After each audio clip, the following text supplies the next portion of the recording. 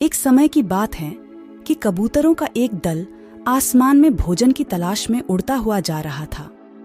गलती से वह दल भटककर ऐसे प्रदेश के ऊपर से गुजरा जहां भयंकर अकाल पड़ा था। कबूतरों का सरदार चिंतित था। कबूतरों के शरीर की शक्ति समाप्त होती जा रही थी। शीघ्र ही कुछ दाना मिलना जरूरी था। दल का युवा कबूतर सबसे नीचे उड़ रहा था। भोजन नजर आने पर उसे ही बाकी दल को सूचित करना था।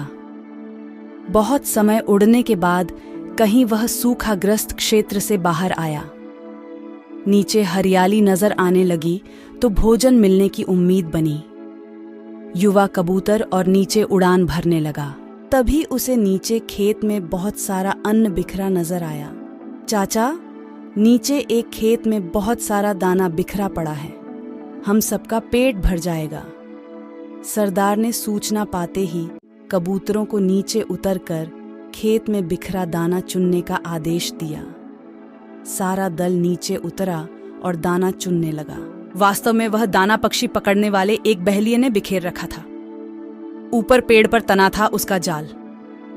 जैसे ही कबूतर दल दाना चुगने लगा, जाल उन पर आ गिरा। सारे कबूतर फंस गए। कबूतरों के सरदार ने माथा पीटा। ओह, यह तो हमें फंसाने के लिए फैलाया गया जाल था। भूख ने मेरी अक्ल पर पर्दा डाल दिया था। मुझे सोचना चाहिए था कि इतना अन्न बिखरा होने का कोई मतलब है।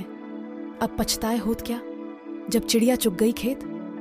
एक कबूतर रोने लगा, हम सब मारे जाएंगे। बाकी कबूतर तो हिम्मत हार बैठे थे, पर सरदार गहरी सोच में डूबा था। एकाएक उसने कहा, सुनो, जाल मजबूत है, ये ठीक है, पर इसमें इतनी भी शक्ति नहीं कि एकता की शक्ति को हरा सके। हम अपनी सारी शक्ति को जोड़े तो मौत के मुंह में जाने से बच सकते हैं। युवा कबूतर फड़फड़ाया।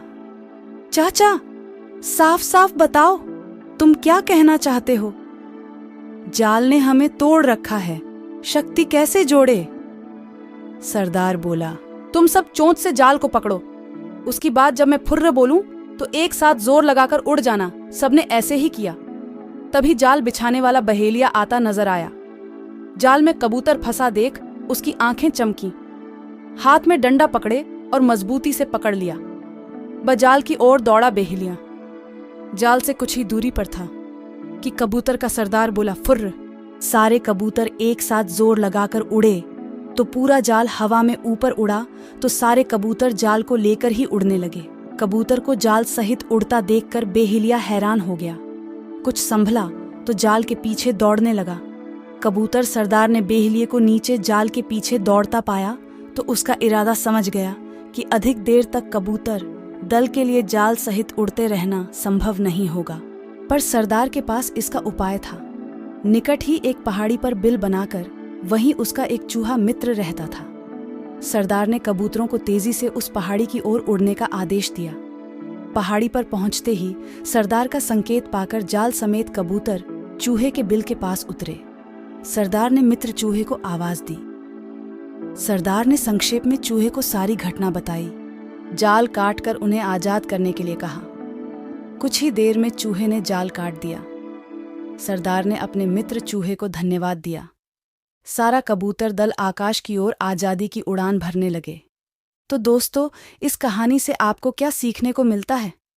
कमेंट में बताएं दोस्तों। मिलते हैं दूसरी कहानी में, तब तक के लिए जय हिंद, वंदे मातरम।